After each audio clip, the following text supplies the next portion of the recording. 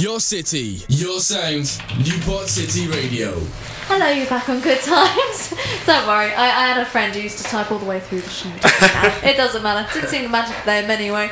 Now, we're back talking to Luke and Theo, who are from Newport University. Is it next March the film is coming out? Or is it this March? It is this March. This March the film's coming out. Yeah. And you're promoting it. It's about homelessness, and I'm talking to you. So what inspired you to make the film?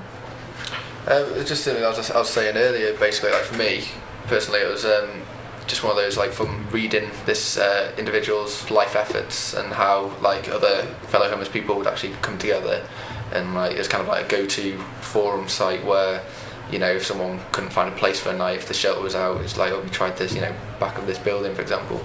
And it's just a case of, well, you don't see, you know, much of that within homeless films, and very much within the early stages of research. There's a quote that stuck with me, which is very much along the lines of when people pass by, they don't look and see, well, how did they get there? They just see how that they're there.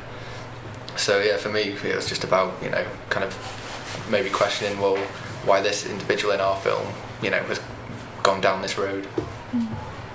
Oh no, that's really. So you're talking about, sorry, where, if someone listening wanted to read this, where would they find it? It's on, basically, it's an online blog. It's actually a homeless blog, but it's from Australia. I'm not actually entirely sure. Yeah, it was literally just researching about ideas that we could make for our graduation film, and Tudor, our sound engineer, who was researching, came up with this blog when he researched homelessness, and then it went from there and it built up, and then we wanted to get into research more into that subject. So then we went to Teen Challenge, shelters and stuff like that, and we've got our own ideas as well as you know, secondary research online. Have you been talking to anyone, I know this sounds silly, but just walking by on the street and then talking to someone who's sat on the street sort of homeless and begging for spare change or whatever? Have you spoken to them and asked their opinions on what, if they could, what that you would cover?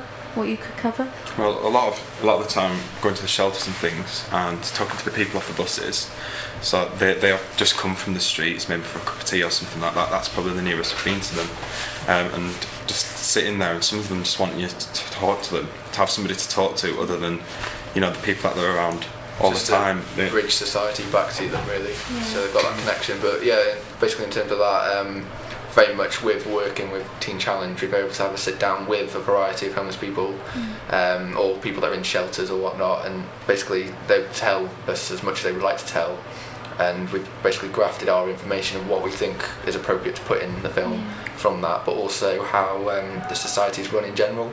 So we've got kind of a mix of the mechanics, or we hope we have the mix of the mechanics of what it means to be homeless. Yeah. You said about people like just talking to you and getting back to the outer reaches of society. Do you think that's part of, I don't know, the sadness of being homeless, the fact that no one wants to talk to you who isn't homeless?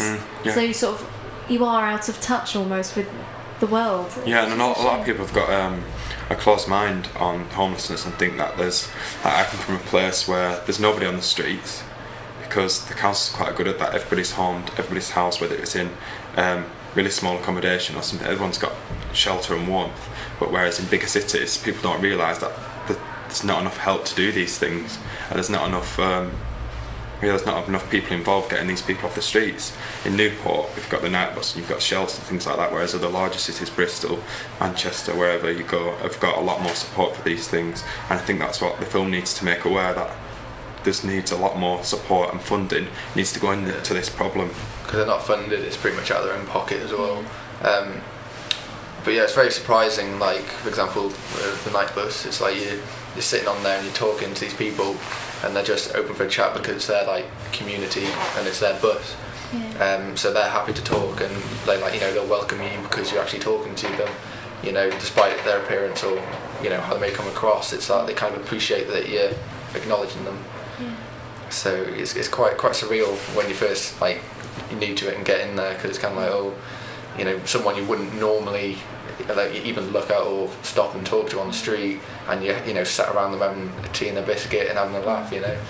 Yeah, as much as you say that though, as a young woman, I've got to admit, walking through Newport, if there is someone, I don't know, a middle-aged homeless man, I've got to be honest, I do feel a bit nervous, purely because you don't know the background. That's the thing that makes me nervous. The fact you don't know where they've come from, and then and I'm someone who gets really paranoid really easy. I get it from my mum, and I just start worrying. So I think you need to understand that, but maybe what you're saying is that people need to start understanding that they're not awful people. Yeah, but it's not necessarily. It's natural to be scared of things like this, and I would walk down the street and I'd turn a blind eye to it and just try to ignore it, because if you put yourself into that situation, something bad could happen. But it's not a personal attack on you if it does. It's more they've got to survive on things, and if you've got something that they want and they've got to go to the ends of what they have to do to get that, then they will do that. It's not necessarily a personal attack, but just the support in controlled environments, like helping out on the night bus, going to the night shelters. They're all asking for volunteers and things like that, and I think the more help, the better the situation will get. Yeah.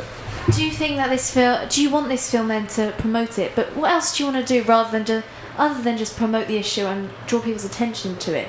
What would you like to happen after this film? Just general out of again, the way we've kind of been discussing, what we've been hearing on the street, and also with the way we're looking to film it, it's going to be, with that in mind, very observational.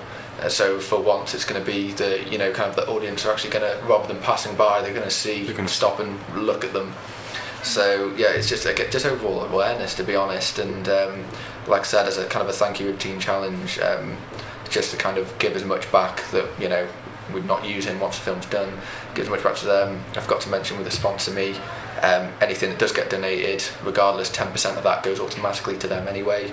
But yeah, and just basically to help them out, because like I said before, they're not funded, it's out of their own money, because they're seen as they're Christian run, so the government doesn't fund them. So to make it more aware, and for people to maybe just get an inkling of what we've learned, then you kind of get a greater understanding and kind of appreciate that something, there is a problem, and that's what. Talking about funding, it's all like out of your own pocket. How far are you? I know your aim was £2,500 was your estimate for the whole cost of the project. How far are you along toward reaching that aim? And we're about £400 off the Sponsor Me account, so that's the last £400 for putting our own money, and got money from things like Think Big, which is an O2 idea. Yeah, O2's funded us £300 for catering, which is obviously a big help. Sponsor Me account, so we've got like 27 days left, but we've already reached 65% of the target, so that's pretty good going. Again, with it being a student project, we've all kind of delved into our pockets as well to help it along, but yeah, it's good. If anyone wants to sponsor, where can they go to sponsor you? Well, they can basically, if you have Facebook, you can just type in change ? And all the details will be there. But if you want to go directly to the Sponsor Me website, www.sponsorme.com/project/change, and again, it has a lot of information. We have Twitter, and it's all on there. Well, obviously, about information about the film. What is the? I can't believe I haven't asked this yet. What is the film about? It's basically about a young girl. Basically, because when we were researching, it was quite hard on kind of the statistics of different organisations and whatnot. They were saying that generally there's I think 4 major reasons for people to be homeless, so it's very hard to get to not do kind of a generic homeless film. We're trying to kind of break out of that, but yeah, basically overall the film is about a young girl who struggles to find her own identity after the loss of her mother, so kind of befriends this young homeless man who basically bumped into from the night bus, and in turn he's actually seeking companionship to make his life easier on the streets for his own personal gain. And it's just that kind of naivety of, she wants to take life into her own hands, but she doesn't know where she's going, and then suddenly kind of sees how basically how dangerous and hard life is when you're on the streets. Yeah. Oh, it sounds very good. It's did you ever read Stone Cold? Yeah. Yes, that's it. Yeah, that's what it reminds me of. Good old English. I did it. Yeah, Year 9 English. That was, my gosh, that was a while ago. My word. Did you read into sort of homeless stories as well, just to get a bit of inspiration for your film? Yeah, again, that's one of the things we brought up within the early pre-production. Is has everyone read Stone Cold? Maybe because we're juggling. Should we keep the blog aspect in? Should we juggle in and out? But yeah, looking into that, and then also, like I said, it's just all very much the blog and just real life people's stories has kind of shaped how how the events in this film unfold, really. Oh, brilliant. So how long have you been planning for this film then? You're filming this month, is it? Yeah, the end of this month, 30th till the 6th of February. Oh, fantastic. So how long have you been planning for the filming yet? Since early September, Yeah. we've got our initial ideas and we've developed that. We picked the idea obviously and then developed it over time, and it's changed so many times. But do you think it's fun. important for it to change, or do you think if it works the first time, it's a fantastic event and you can all celebrate that it can have longer experience, or do you think it's good for it to mould and change? And I think the more it changes, the better, really. Yeah. Because at the end of the day, I mean, we have visited all these places and got the research, but we've not scraped the surface. So basically, the more we can mould it to kind of make it more genuine and actually have more of a kind of a community awareness, the better, really.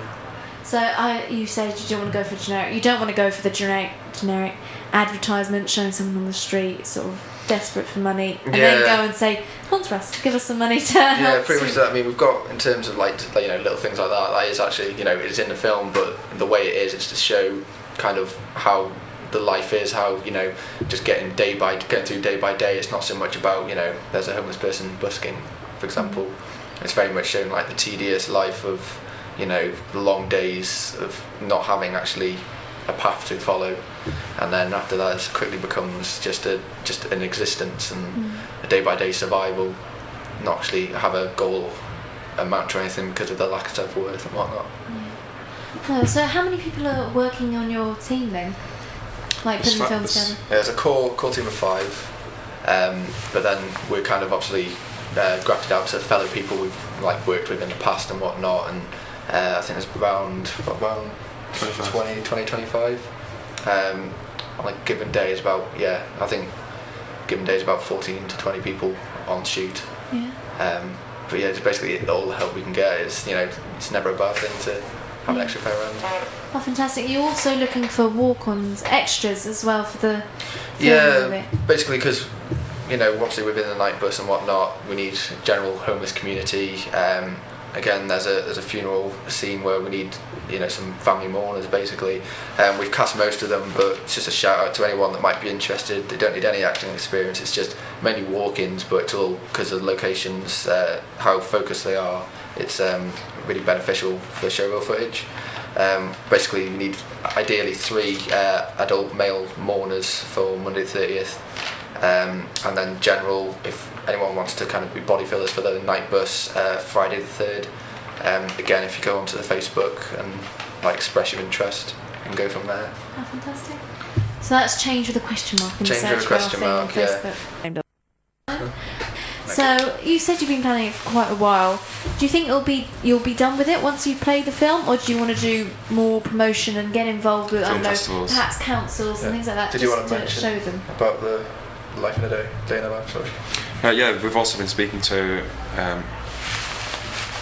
somebody at one of the shelters, and she was really interested in getting involved and taking us to the places that we haven't been, and these places obviously we need security there, and something called the Labyrinth, I think it is, where they all go and hang out and stuff like that. It's quite a dangerous place, but she's willing to take us there, so we want to develop that into the day in a life. Obviously you get to see really what's going on Newport Street. So that sounds fantastic. Would that be in the same setup that you edit it and then release it as a short film, or would it be as a it'd be kind of just a release on YouTube to accompany? It's a company, yeah. Basically we've been told. I mean, it's not set in stone, but it's something that we are going ahead in.